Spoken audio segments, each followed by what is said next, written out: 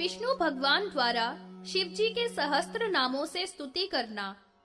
ऋषियों ने पूछा, हे सूत जी, देव देव महेश्वर से विष्णु भगवान ने सुदर्शन चक्र किस प्रकार प्राप्त किया, सो हमारे प्रति वर्णन कीजिए। सूत जी बोले, हे मुनियों, एक बार देवता और असुरों में घोर संग्राम हुआ। देवता असुरों के अनेकानेक शस्त्र अस्त्रों से पीड़ित हुए भागकर विष्णु भगवान के पास आए।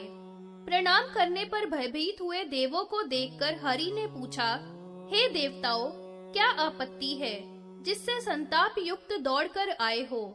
देवता बोले, हे विष्णु, हम लोग दैत्यों से पराजित हुए आपकी शरण में आए हैं। तुम ही जगत के कर्ता और हर्ता हो, हमारी रक्षा करो। वे दैत्य देव वरदान के कारण वैष्णव, रौद्र, सौर, वायवय आदि शास्त्रों से अवध्य हैं। आपका चक्र जो सूर्य मंडल से उत्पन्न है, कुंठित है। दंड, शारंग और सब शस्त्र दैत्यों ने प्राप्त कर लिए हैं। पूर्व में त्रिपुरारी शिव ने जलंधर को मारने के लिए जो तीक्ष्ण चक्र निर्माण किया था, उससे मार सकोगे, अन्य शस्त्रों से नहीं। विष्णु बोले, हे देवों, त्रिपुरारी ने जो चक्र जलंधर के वध के लिए बनाया है, उसी से सब दैत्यों को बंधु बांधवों सहित मारकर तुम्हारे संताप को दूर कर दूंगा। ऐसा कहकर विष्णु ने हिमालय शिखर पर महादेव के लिंग की स्थापना करी, जो कि मेरु पर्वत के समान विश्वकर्मा ने निर्माण किया। शिव सहस्त्र नाम से विष्णु भगवान ने पूजन किया और स्तुति की। सहस्त्र नाम से पूजन करते हुए प्रत्येक नाम पर कमल पुष्प से पूजन करने लगे और समिधा स्थापित कर अग्नि में सहस्त्र नाम से आहुति की। श्री विष्णु ने शिव के सहस्त्र नाम का पाठ किया।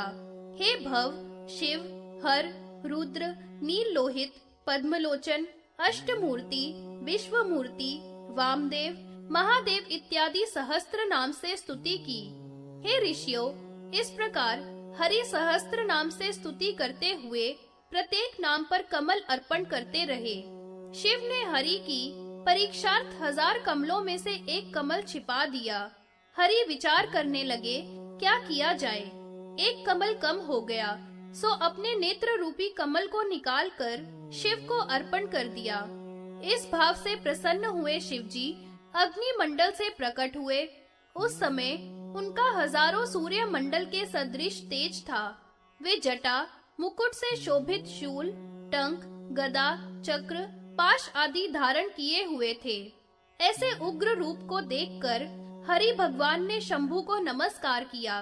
देवता भय से भागने लगे। ब्रह्मलोक चलायमान हो गया। वसुंधरा कांपने लगी। शिव का तेज 100 योजन तक जलाने लगा। ऊपर नीचे के सभी लोकों में हाहाकार मच गया। उस समय शंकर हंसते हुए विष्णु से बोले, हे जनार्दन, मैंने तुम्हारे देव कार्यों को जान लिया है। यह सुदर्शन चक्र तुम्हारे लिए देता हूँ। ऐसा कहकर हजारों सूर्य के समान तेज वाला चक्र और ब्रह्म पद्म के सदृश हरि को दे दिया और तब से हरि का नाम पद्माक्ष पड़ा।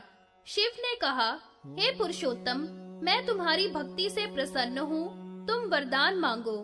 तब विष्णु बोले, हे देव, आपकी भक्ति बनी रहे और आप प्रसन्न रहिए, यह वरदान मांगता हूँ और कुछ नहीं। यह सुनकर शिव बोले, तुम्हारी मेरे में भक्ति बनी रहेगी और तुम सब देवों के पूज्य और वंदनीय बने रहोगे। जब दक्ष की पुत्री सती पिता के अपमान से भस्म होगी और फिर दिव्य रूप से हिमाचल की पुत्री उमा होगी, उस समय तुम ही अवतार लेकर ब्रह्मा की आज्ञा से उमा को मेरे लिए प्रदान करोगे। तब मेरे संबंधी तुम लोकों में पूज्य होगे। ऐसा कहकर नील लोहित भगवान अंतर ध्यान हो गए। जनार्दन भगवान ने सब युक्तियों से ब्रह्मा के समीप यह कि मेरे द्वारा पठित जो यह स्तोत्र है, इसको जो पढ़े या सुने, उसके प्रति नाम पर स्वर्ण दान का फल मिलेगा और 1000 अश्वमेघ यज्ञ का फल प्राप्त होगा।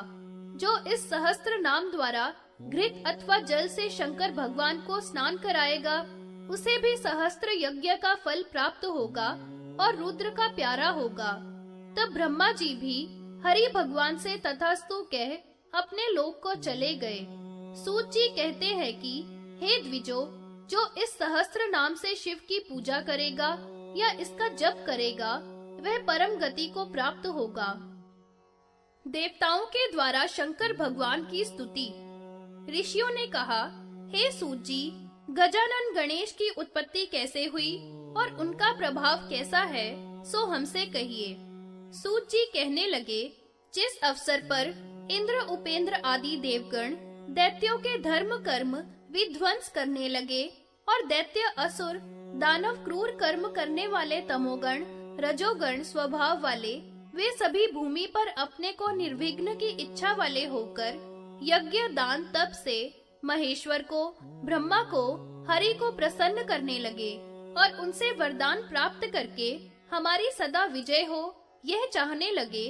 उस समय दैत्यों के विघ्न के लिए और देवताओं के अविघ्न के लिए, नारियों को पुत्र प्राप्ति के लिए, नरों को कर्म सिद्धि के लिए शंकर भगवान ने गणेश जी की रचना की। ऐसा देखकर देवता परस्पर शिव की स्तुति करने लगे।